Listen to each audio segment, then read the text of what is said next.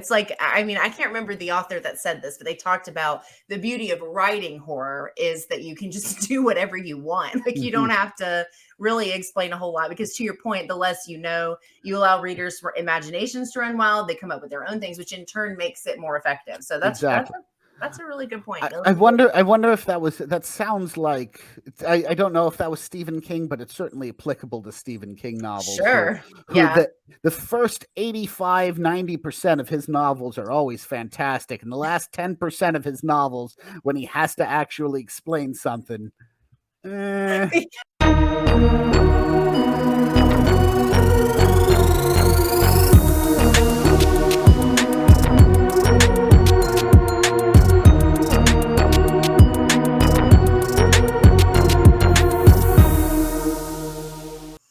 what's up, everybody? Welcome back to Voices from the Mausoleum. In today's episode, I have the pleasure of being joined by Reed Shusterman, who is the writer-director of an indie horror film called Bloodborne. I'm going to tell this really quick story about how we sort of ended up here. So in 2020, I finally made the commitment to make a horror channel. I was like, I'm going to make the social media and I'm going to get started and I'm going to make this channel. And when I made my Facebook page of September of 2020, Bloodborne was my first like and follow. Well, thank you. That's an honor. Yeah. And so I always had that in the back of my mind. So then, of course, when I started seeing more about the movie, I was super intrigued. And I saw it when it first came out, which was July 16th of the following year in 2021. I've shared this a few times because I did a little review for my socials and I really enjoyed the film. And now that I am focusing a litof bit more on kind of reaching out to the indie community and doing conversations like this, I thought, well, I really enjoyed that movie. I definitely need to reach out. And that's kind of how we ended up here. That's so cool. Yeah. So thank you so much for making time to come talk to me. I'm really excited to talk about this movie. Thank you for having me. I love talking movies, talking horror, talking about my own work. Yeah. Great. Cool. I'm excited. So let's see. I've got, for anybody who hasn't seen my previous interviews with filmmakers or artists, I kind of have some more general questions that I typically ask, and then we'll dive a little bit more into the film. Reed and I are going to dive into some spoilers a little bit later, but I'll announce that before we do that. I don't want to ruin anything for people who might want to see the movie. So I just kind of am curious, like, where did you kind of get your start with writing, directing, filmmaking, and kind of how that's changed over the years?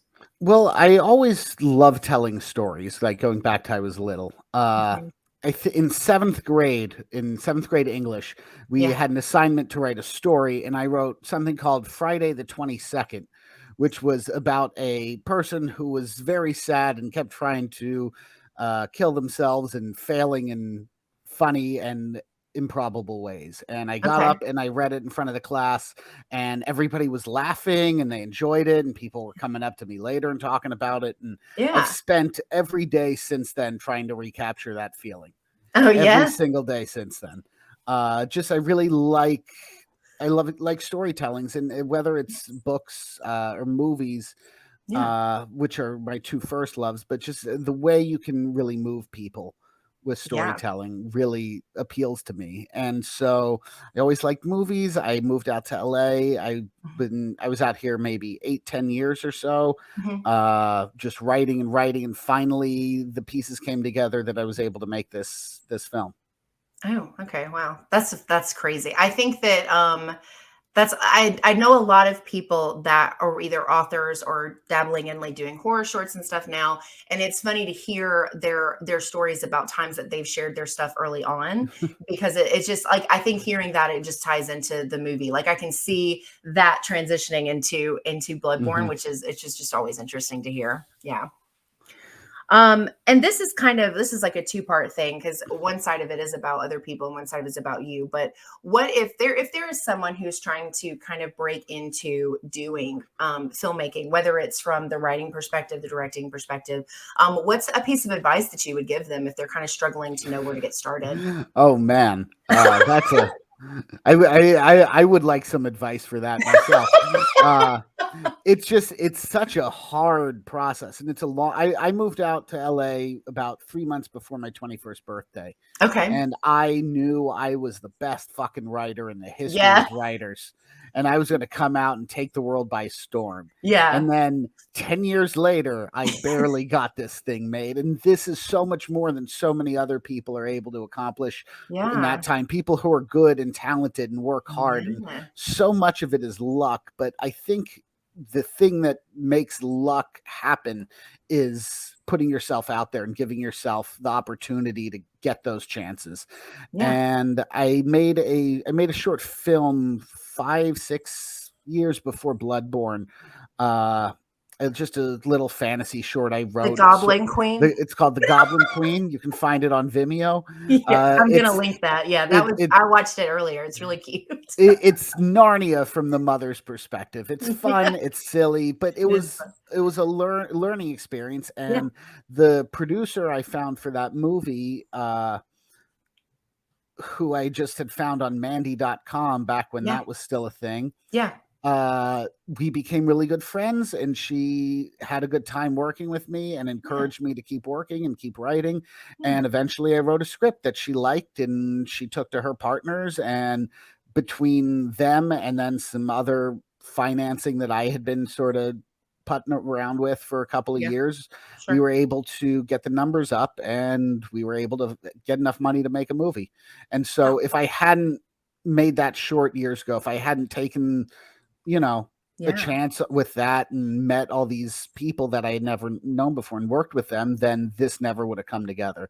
So it's Yeah. really about finding people who you like working with and working with them Yeah. consistently and staying in the world, because it's a really hard road. It's a really long road, and it doesn't happen unless you keep those doors open.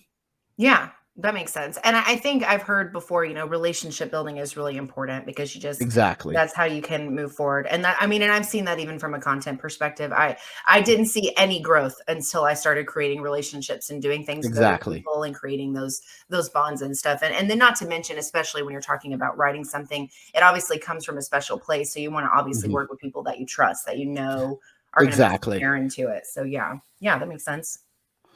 Do you have a piece of advice that you were given that you still use? Something, it's not film related, it's just Yeah. life advice. Yeah, that's good. I was having trouble figuring out what to do one day in late high school, Okay. and I had about 500 things that I need to do, and I didn't know which one. And my dad sat me down and he said, "Just do one thing." Yeah. Just any one thing, just pick it and do it, and then that'll be done, and then you do another thing and another thing. And I sat down and I scribbled it on a piece of paper, just do one thing. And it's on my wall next to me Oh, right that's now, and awesome. I live by that. That's how things Hmm. happen. It's just because every making a movie is such a huge process, and we actually did it faster than most people. From sort of concept to finished product was only about 2.5 years or so, Okay. which is super, super That fast fast. for a film. And even that is a monster of a project, Yeah. just an absolute monster. And the only way it happened was, okay, so we're going to make a movie. What's the idea? What's the larger idea? What's the story? Okay, how do we make it? And it just Yeah. each day doing one thing and trying to take one step. Yeah. Now I'm thinking about it, like all of what was accomplished for this film in that short amount of time. That's pretty impressive. That's crazy. I bet it was like a lot. It was a whole lot. We we had a window, Uh-huh. and it was either take the window in November of 2019 Hmm. or push back to March 2020. And we decided to go for November 19, which worked out really well for us, because if Yeah. we'd have pushed to March, we would have been in a real big hole. Yeah. Yeah. That would have like peak COVID too. Like That that was would have it been was right. Our other schedule would have started, I think, the Monday after COVID happened. yeah. Yeah. That's crazy. What other kind of projects do you have coming down the pipeline, if there are any that you're allowed to talk about? I have a bunch of stuff I'm working on. I'm writing a book right now, Oh, nice. which I'm really excited about. Yeah, Books were sort of my first love. right. I'm a fantasy nerd at heart. That's sort of my biggest thing. Okay. So making fantasy movies is really expensive and really rare and hard to do. So I figured Yeah. writing a book would be a little more Okay. affordable. And the Yeah. thing about books that's great is when you finish writing them, they're just done and you can just show them to people. And it's not like a screenplay where you spend all this time writing something. Then if you're lucky, somebody will do something with it. Right. So Yeah. I'm working on that. Me and the producers of Bloodborne Mhm. we have a couple of projects we're working on, some Cool. scripted stuff. This one thing that we're sort of horror, sort of documentary that Okay. I can't really say much else No, about, but yeah. we're really excited about that. And then just like every writer, I have 100 ideas in the Oh, right. pipeline Yes. and a dozen projects that I'm at some stage of working on. Yeah. Yeah. Um, yeah, fantasy is yeah, that's a difficult one. I know for sure. Like it's such a I admire anybody that can write fantasy because as much as I enjoy watching it, I like the world building that that entails is so like it's insane to even and I feel the same way about like sci-fi writers. Yeah. I creating all of that in your own like I can't even It's wrap my mind it's around it. insane. I've been reading the Expanse novel series, Oh yeah. and it's very believably scientific, and just the amount of research they must have done just terrifies me. I became a writer so I didn't have to do research. Yeah. Yeah, yeah, yeah. I just wanted to make stuff up, and they're here talking. I know a lot of it's made up, but it sounds real, and I'm sure it's based on real concepts. And they must have done a lot of Right. work for that. And I applaud them because I hate research. Yeah, to you to do the research to get enough information to make the rest of it up, I guess. Exactly. Like, Exactly. Meanwhile, with a horror movie, oh, they're doing magic. It's scary. Whatever. yeah. That's valid. That's true. You allow those boundaries of reality to be pushed out a little further without much explanation because you Well, go, "Oh, well, it's a horror movie." it's a Like, horror movie, and I think the more you explain things, the less scary they are. I mean, that's true. you look at like Jaws or something. The famous shark not working real well. Yeah. So it works. So my dislike of research pairs really well with horror. Yeah. That makes sense. That's no, that's a super good point though. It's like I mean, I can't remember the author that said this, but they talked about the beauty of writing horror is that you can just do whatever you want. Like you Mhm. don't have to really explain a whole lot because to your point, the less you know, you allow readers for imaginations to run wild, they come up with their own things, which in turn makes it more effective. So Exactly.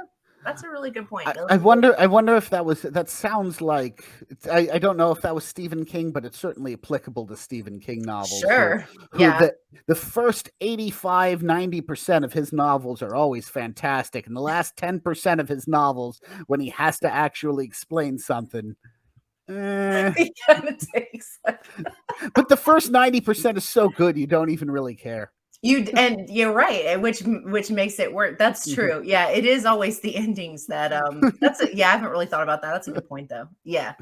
Yeah. It's enough to make you get so involved that you just that you let it go. I've done that with plenty of his stories where I don't think about it. And then you have these conversations later with people and you think, well, let's just go back to talking about the parts that we Exactly. like. Exactly. Yeah. I'm super excited to talk about Bloodborne. Like I said, I saw this when it first came out. I was really excited about it. I'd seen the promotions. And at the same time, so for anyone who's not familiar, Bloodborne is essentially a story about a couple that has been trying to get pregnant. They've exhausted all these options. They're in very different mental states with this situation as far as what they want to move on from or don't want to move on from. And they come in contact with this organization through a friend that essentially makes them all these promises that they're going to get everything that they want, until things go awry. And around the same time, and I think I talk about this in my social media review of this, around the same time that this came out, I think it was a Hulu original movie called False Positive that came out. Yes. Yep. And I have seen, because I'm a big fan of Rosemary's Baby, I have seen quite a few pregnancy baby related horror films. Mhm. And I'm pretty sure that I saw False Positive before. And I was so let down by it. Like I was so disappointed in it. And I felt like, first of all, I predicted everything pretty early on, which is never, I don't ever like when that happens Mhm. usually. And so I was really disappointed. And I had already seen the stuff for Bloodborne. I was already committed to watching. I was like, no, I'm going to watch this one. It's going to be better. Just know it.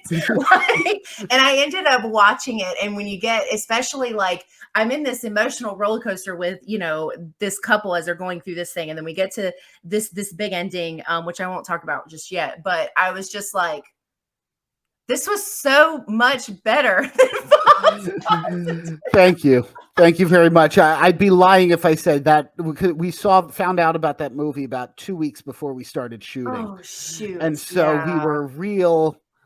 That means a lot to me because that movie really Oh, worried me. I never ended up watching it myself, but yeah. I did read the reviews of it, and you're not the only one who was a little disappointed by A that. little But disappointed. Yeah. we were really we spent a lot of time making sure our emotional arcs sort of held together, and that was really the core of the movie. So it's nice to hear that worked.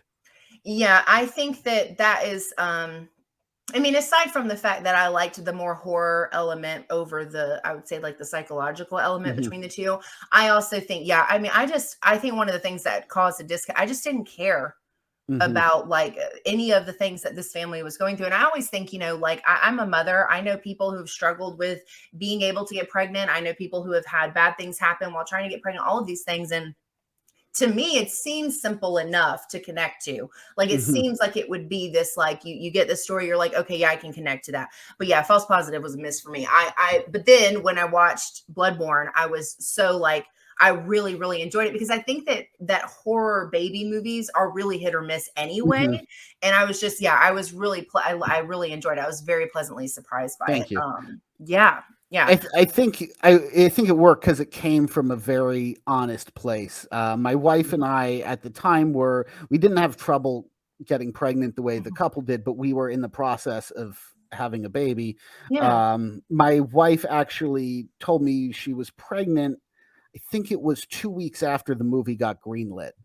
So uh, so the whole writing process was very much coming from a place of Oh honesty, yeah. and I remember talking to my producer and her asking me, well, what are you scared about? And I said, well, we're trying to have a kid, and that's scaring the shit out of me. She said, Yeah. okay, write that movie. And then as my wife and I progressed personally, and as the movie progressed, there was a Mhm. lot of stuff I was able to really take out of my life and put in the movie, whether it was some of the just physical stuff that was happening that my wife was getting upset about and weirded out about, or Yeah. just the emotion and the fear that really goes into that whole process. Yeah, because I think aside from the horror elements, I think that there's a lot of, yeah, it feels very very genuine, very very real.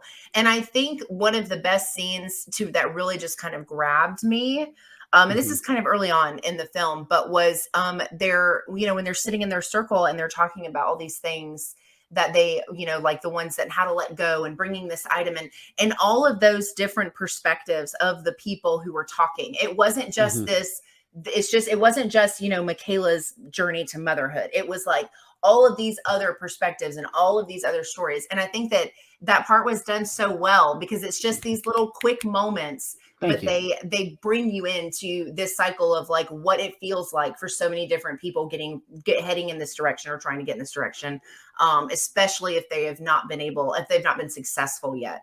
And my best friend that has been my best friend since I was 5 years old, it took her a very long time to get pregnant, and she had to go through a lot to get the daughter that she has now. And it's just, I don't know, it just resonated with me. And I think that had me so into it that Hmm. it made the rest of it just flow so easy for me, which is, I don't know that that's a super easy thing to accomplish Thank you. emotionally. That means a Yeah. lot. Yeah. It fascinates me the things people will put themselves through to become parents, and Yeah.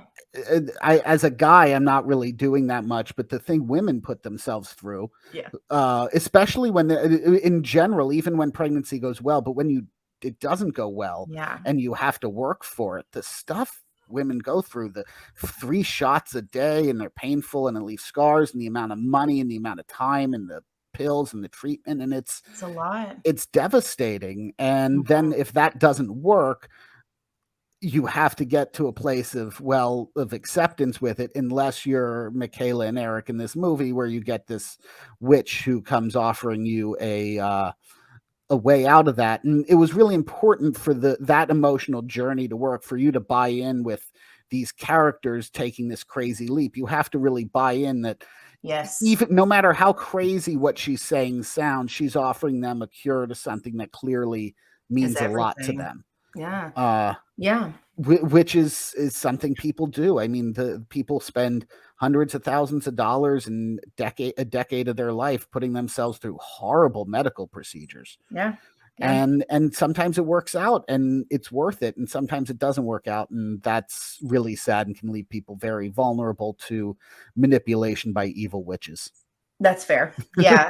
Yeah. Well, and and I will say too, one thing that I also think helps you buy in is the disbelief that's carried throughout, because it's never this just like, we're just all in, everything is great, let's just do everything she says. There is this back and forth doubt between Michaela and Eric throughout the entire thing, and it goes back and forth between which side it is. Because in the Mhm. beginning, when they're sitting on the couch after they've met with Ola, they're like, Michaela's like, you're not serious. Like, this isn't real. Like, and she's the one that I would have, I think you would almost assume would be the one that was more willing, but she was already in a different place with the situation than Mhm. Eric was. And I think that all of that flow of emotion and the way that it changes and it goes back and forth just felt so natural that it made it easier to be like, no, this makes sense. Like, this is absolutely like logical, because they didn't just completely buy in. There was definitely Mhm. still doubt and questions and fears and concerns, which is not unlike a normal journey to having a Exactly. child. So I that was done like flawlessly. Is perfect. Thank you. Yeah. Thank you. Yeah. So, well, it's funny, you actually kind of answered my, my next question as we were talking about it. Do you have a favorite subgenre of horror that you like? Well, like I said, fantasy is my Fantasy, yeah. first love, but with horror, I'm not great at being scared. I'm not somebody who loves watching horror movies all the Okay. time and loves being scared. Okay. But when horror movies are really good, I can really get into them. So recently, like Hereditary just did a huge number on me. That was Yeah. something that really stuck with me. But for genre, I'm a sucker for zombies. Yeah. 28 Days Later was a real formative movie for me, but even going back to, Night of the Living Dead or whatever, just there's something about zombie movies that I will watch anything with zombies in it, Yeah. no matter how dumb or stupid or bad or Yes. poorly conceived, I will watch a zombie movie. Yes. Yeah. I'm like that with zombies, and I'm like that with shark movies. Mhm. um, There've been a lot more. The shark movies are having a little moment right now. There's yes, that there's a one bunch. that isn't there one that just came out recently or is about to There's come out? two that just came out. One is a Tubi original called Shark Bait, and then the other one that I watched recently that was new on Shutter is Mhm. The Reef 2 Stalked. Those are my two new ones that I know about that I watched recently. Yeah, the shark bait's the one I had heard about. Yeah. Yeah. I've seen both. Okay. And it's fun because so one of the movies that I saw that didn't come out this year, it came out, I think technically it came out like a couple years ago, but kind of involves zombies and sharks is Sky Sharks. I don't know if you've heard of that. No, but I'm on board Oh already. my God. It is such a wild ride. So it is absolutely this insane, like balls to the wall, crazy shark movie, but it's about genetically modified sharks that can fly in the sky, and Oh they're my god. ridden by Nazis. That's Zombies, amazing. Nazi zombies. I've written that down. I know what I'm doing tonight. That's My fantastic. my co-host Tasha hated that movie. We watched it, did a podcast episode on it, and I was like, "This is the best movie I have ever seen." And she's like, "I cannot believe you made me watch this shit." Like, it's so fun. You will laugh. You will have such a great time watching it, but it's nuts. I had been following it for months and I could never find it. It was Mhm. released in Germany before it was released here. And yeah, and I finally watched it. It was worth the wait. It was so much fun. Um yeah, so let's see. This is your first full length Yes. film. So what were some obstacles that you had to overcome that maybe you just hadn't really thought about with it being your first full length film? Well, I had made that short the Goblin Queen short because I wanted to make a Yes. feature length version of that. Yeah. And Oh, okay. I wrote a script. People liked it. Producers liked it. Producers with money liked it, but they didn't like it with a first time director for the amount of money it would cost. Because Oh, because even it's though it's yeah. designed to be low budget, it was not low budget like you can do for a horror movie. There are creatures, there's action, there's fighting. There was too Yeah. much. Yeah. So I needed to make a smaller movie, but I did have these contacts in trying to get Goblin Queen made. I had made a bunch of contacts with people that had Oh, funding, that had experience in that. So I was able to sort of get myself in a place where I was told, well, if you get the right script together, we can make a movie with you directing it. Because I had okay. gotten enough fans, I had made people believe in me enough, just not enough to make this bigger movie. Sure. And so then it was a process of figuring out what the right movie is. Sure. Horror is very flexible, which is cool, but it also means we had a lot of false starts. We had a Oh, lot of stuff where we were sort of trying one thing and trying another thing, and it really came down to finding a story that I could connect with personally as a writer. yeah. Because all the other things were scary, they were fun, they were cool, but they weren't emotional in a way that you really need horror to be. You can Yeah. have silly horror, you can have weightless horror, but it's either funny in a way that horror shouldn't be funny. Horror should be funny, but not in a cheesy way. Yes. Usually, I guess Sky Sharks is Well, a right, different. but If it's you know that that's meant Yes, to be that exactly. way. If you Yes. that wasn't what I wanted to make. More Right. power to you if you make those kind of movies. They're Yeah, great. I yeah, yeah. love them, but I wanted to make something that was a little more grounded emotionally. So it took Yes. about 2 years of banging out different ideas. I think we had probably 4 different screenplays and 10 different outlines, Okay. just for totally different stories. And then again, I was sitting with my producer and she said, "What are you scared of right now?" And my first answer was bugs because I hate bugs. And she said, "Bugs are really expensive and difficult to work with. Plus, you hate bugs. Do you really want to make a movie about bugs?" And then she said, "On a deeper level, what are you scared of?" And I said, "Well, we're trying to have a kid, and that's scaring me." And that was the thing that sort of unlocked the script. And I think Yeah. about 6 weeks later, we had an outline that we really liked. And Okay. that was the hard part, was getting a story that was really resonant and effective. And that's not really as common. I was lucky because I had built these relationships beforehand, and I Right. had people who were ready to give me money to make a movie. Not a lot of money, but they were ready to give me some. So that made a big difference Yeah. from maybe a typical journey. But it was finding that story that Yeah. really resonated with people emotionally.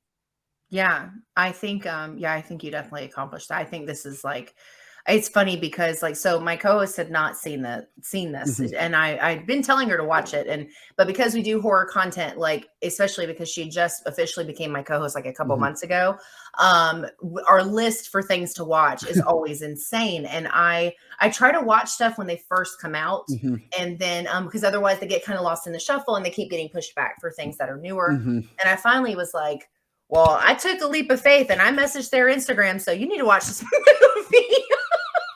And she finally watched it and she enjoyed it as well. And she had, you know, we talked a little bit about it after she watched Mhm, it. And I think the I think it's such an interesting balance because I absolutely laughed at parts of mhm, Bloodborne that I think are meant to be these laughable moments with these characters and these things that they're going through because it is so wild mhm, and but the emotional thing is absolutely a strength. I mean I couldn't express that enough to anybody interested in watching it. The emotional side of it is what makes the film work for me and I think and it's obviously like primarily a practical effects like with the things that you see the things that you're seeing mhm. and the gore and things but it was all just done so well on top of the emotional stuff and I Thank you. think and I know I've said this so many times in other things that I've talked about before but I have an indie horror author friend that I did a video with a while ago, and he said horror works best when it is a practice in empathy. And I think that that is like something I will forever remember someone saying, Mhm. because that is when it works the most. Like you have these subcategories of like silly horror and fun horror, or this over the top, like, I don't know, like scary stuff that's more just like jump scares, right? And then you have the stuff that you think about long after you're not watching it anymore. And even though this is not, obvious, like the storyline is something that like not necessarily everyone can resonate with, I think it's still pretty easy to get invested in the characters, and that makes the movie effective overall, especially the ending. Like it just makes it kind of just, it all goes together so well. So Thank you. yeah. Yeah, so I kind of want to jump into some spoiler stuff because I Yeah, don't let's do it. the ending. Yeah, so if you have not seen Bloodborne, go watch it. I know it's on a few things right now. I watched it on Prime. It's on Amazon Prime, it's on On Tubi, it's on a Tubi. couple of YouTube channels that I can't remember the name of off the top of Yeah. my head. But if you Google Bloodborne movie, Yeah. Amazon Prime is going to be the best quality footage, at least. Yes, and no ads. No ads. Yes. Tubi has ads. I love Tubi, but Tubi has ads, and they always show you the ads at like the peak moment when you're Yep. really invested. So yes, Amazon Prime, and that was where I watched the first time. So you can go watch that free on either Tubi or Amazon, or find it on YouTube. So, and then come back and watch the rest as we spoil the rest of the movie. Yeah. So I have to ask this because I felt kind of silly thinking about it after the fact. Is it supposed to be overly obvious that these are vampires? Oh yeah. Okay. So I I predict movie things all the time. I was taken by surprise by the vampire thing. I don't know why. I went back and rewatched it to get ready for this conversation, and I was like, it was super obvious, Angel. But I think because I was so focused on the monster piece of it, or like the witch side of it, that I just totally, so I got the pleasant surprise of that moment when Dr. Z shows up. I was like, oh shit, this is about vampires.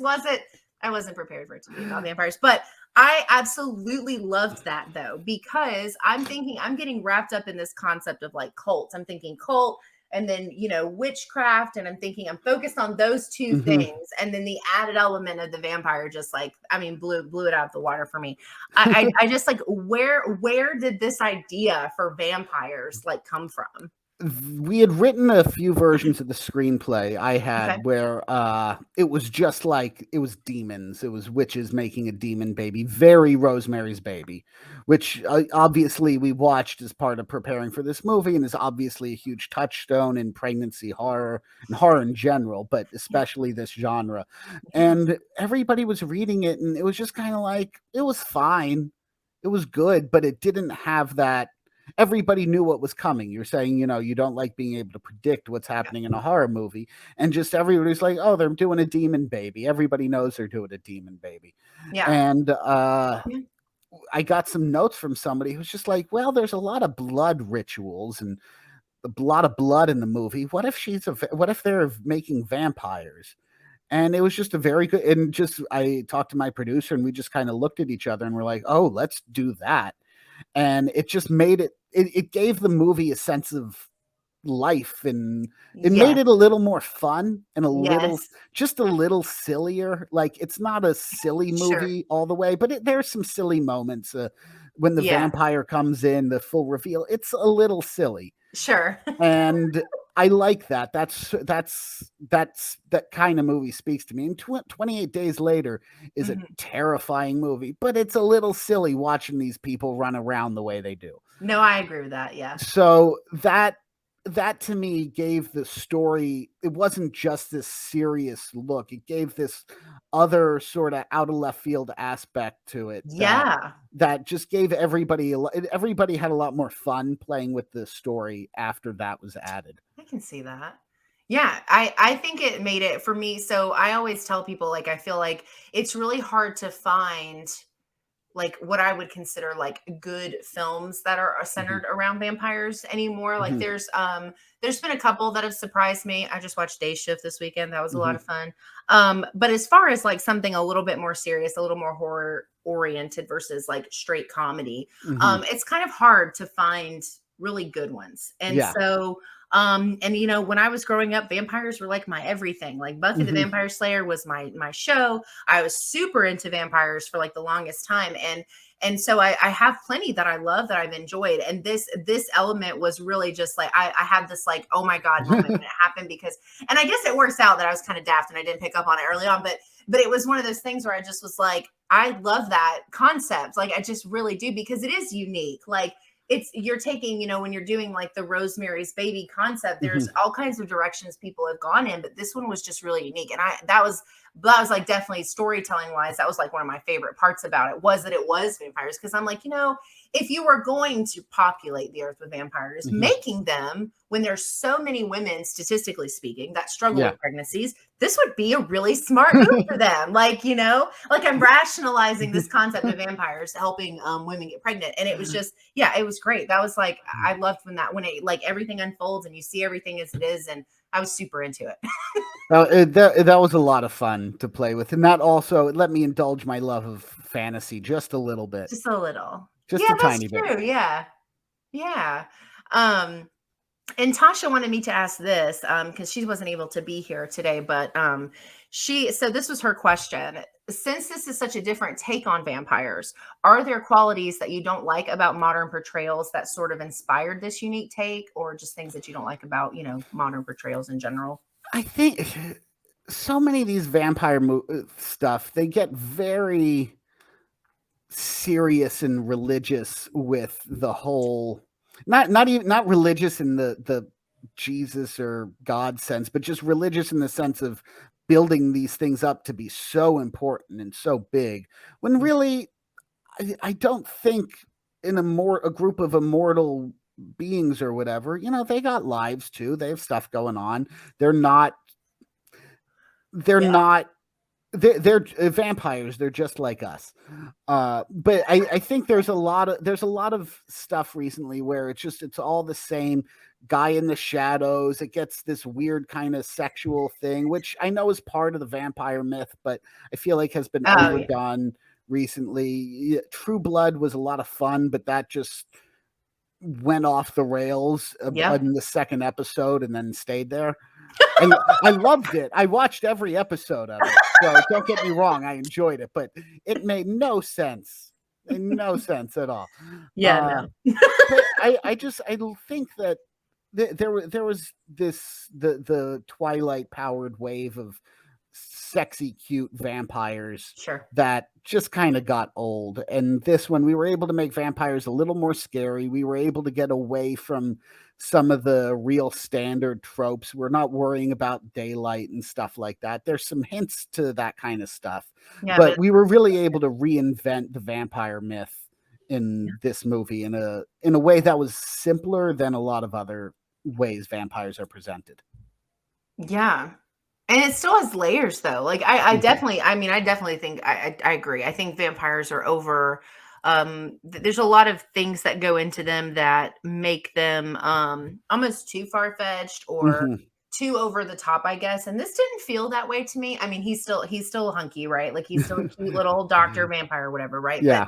but it's not so focused on any of those things. It's genuinely focused on this concept of creating a vampire baby inside, you know, the Mhm. womb of like a non-vampire person. And I know the concept's interesting too because there is this author called her name is Catherine Ramsland. She's a PhD in forensics, and she has a ton of stuff. Super into vampires and like all kinds of things. And she wrote this book called the Science of Vampires, and it's a Mm. book where she takes her knowledge of forensics and she breaks down all of these myths and things and how they kind of got started, where they came Mhm. from.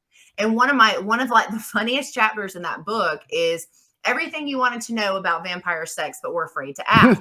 And so you're thinking about like, and for me, because I've read that book, because I'm a fan of Mhm. hers, because I followed all of her like cult Anne Rice stuff that she wrote about, it was like I'm thinking about all of these things that she has said about the creation of vampires, what they can Mhm. and can't do physically, and like all these things. I'm thinking, I'm like, well, they would need somebody to have their. That makes sense. Like, you know what? This makes sense to me. I like it. Yeah, yeah, the vampire stuff was definitely like I really enjoyed that part a lot. And I think so, I mean, I think story wise, the emotional stuff was a big hit for me. The vampire thing just kind of put me over the edge, but I really enjoyed it. I really enjoyed it. So yeah.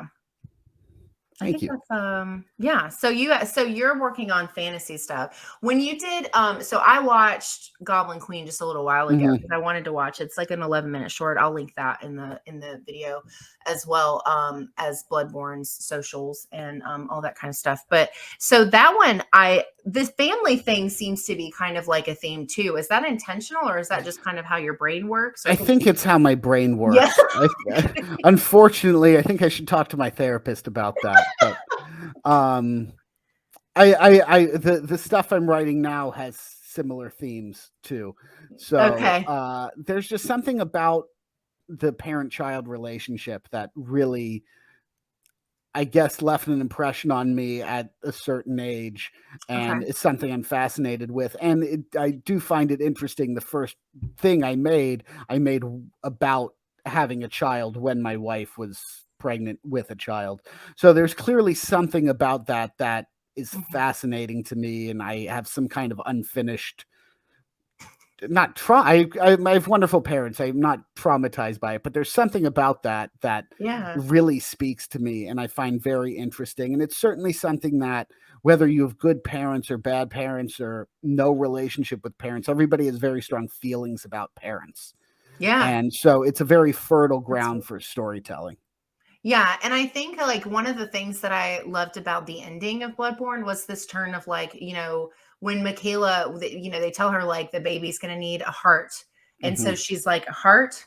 And it was like this like immediate like she was like to save the baby, she was like this is what I'm going to do and her partner, the love of her life, her best friend, like I mean he was done for. Like in the blink of an eye almost, she was willing to sacrifice his life so that Mhm. she would be able to have this thing that meant everything to her. And I think I haven't killed anyone over, but I can But understand you that could because see that. like yeah, I'm telling you, like I don't even like when other kids are mean to my kid. Like I'm ready Mhm. to throat punch toddlers if they're mean to my child. I You know know what the I mean? feeling. I know exactly how you feel. And I'd watch him go out into the world and interact, and I'm like, I dare you. Yeah. And so I'm sitting thinking that like it seems extreme, but is it really? Yeah. Because it's also incredibly relatable because she and it's crazy because we go through this journey with her and in the beginning Michaela's like I can't let go unless you let go. Like she's Mhm. trying to get to a place where she's like, okay, this just isn't meant to be. And he's not ready for that. Eric's not ready for that. And so they kind of go this journey between the two of them. And she tells him, if we're going to do this, this is it. If this doesn't work, I'm done. We're not doing anything else. And he agrees to it. And so like at the end, we see this transformation of like she was ready to just give up. And now it's happening and it's real for her and she gets to finally have this thing that she's wanted all along and that takes over everything else. Her morals, her like blood rage, like she just Mhm. suddenly is just like, you know what, this is all that I'm living for at this point. And I think that's super relatable in an odd sense, I guess, because I definitely like I had a bumper sticker for or a magnet for a long time until it kind of fell apart that said like baby up in this bitch.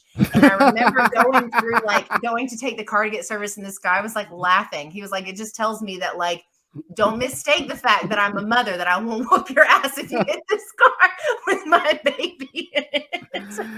And it just goes like that whole like mama bear. I don't know. Like it just, I loved all of that because I actually was leaning more towards the friend being the Mhm. one that would, and then I didn't know that I had even thought past that as far as what would happen with Eric. But when she starts hitting him and she just Mhm. lets go, and that's like I didn't really expect that. So I was just Mhm. like, damn, like that part kind of just like was like a I don't know, like oh my god moment. But I loved it. Like I think the ending for this is like perfect. You get this shot, baby and mom, and you get to see its little weird eyes. I don't know. Like I just thought all of that. Like it went from like it was very well paced, and then it was just like Thank you. crazy at the end, and I absolutely loved it. And I thought, yeah, when she killed him, I was like, I get it, I understand.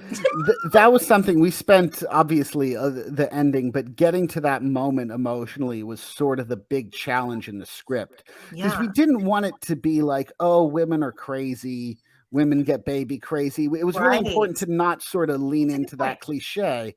Uh, even though, I mean, she Yeah. does kind of go crazy at the end, but we wanted you to believe it. We wanted people to understand it, and not that he had it coming what she did to him, but Sure. No, yeah. if you were in her shoes, you might do the same thing. If you're tired, you just gave birth, you've just been through this Everything. Yeah. unbelievable 2 weeks, and then he starts talking shit about this baby, and Yeah. you need a heart. Well, screw him. And Mhm. I was very lucky that so much of the crew and the both above the line and below the line, we had a lot of women working on the movie, Yeah. and more than one mother working on the movie, and Sure. some women who had been through fertility problems too, who Yeah. were Oh, able to wow. bring their experiences and really say, Yeah. well, I wouldn't do, like, as a mom, or when I was pregnant, that's not right. It was isn't this kind of feeling, it's that kind of feeling. So Oh, being yeah. having all that input was really helpful in making it feel believable, and I was really happy that we were able to build a crew that was able to take this silly movie and make it sort of believable emotionally.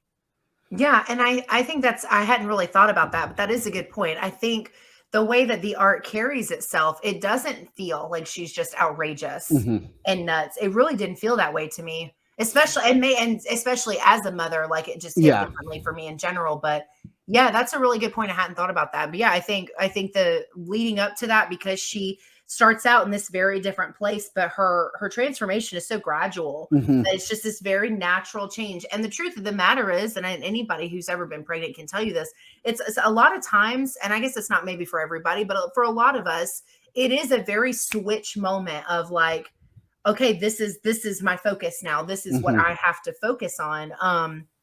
Yeah, all of that felt supernatural. So when we got to this ending where she does kind of go nuts, it just Mhm. made sense. It didn't feel outlandish or insane. It just felt like normal, you know. When we were finishing up the edit on the movie, Mhm. at the beginning of COVID, when my wife was about 7, 8 months pregnant, Mhm. and she has a background in film too. She's not in Okay. film anymore, but she's a background. She had been involved, and she wanted to watch the movie and give notes on the edit. And I didn't let her see a couple of the shots, the shot of the baby in the tub, and a couple of the just Yeah, body horror things. She didn't need to be seeing that, and sure.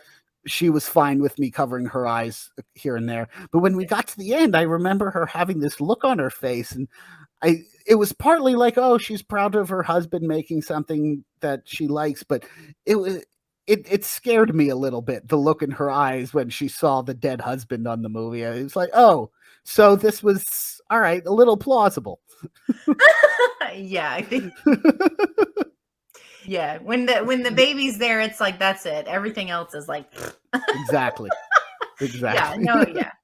Yeah. Well, yeah, I thoroughly enjoyed this film. I really liked it a lot. So, yeah, and thank you again for making time to come on and talk about it. Yeah, I of really course. Thank you appreciate it. so much for having me.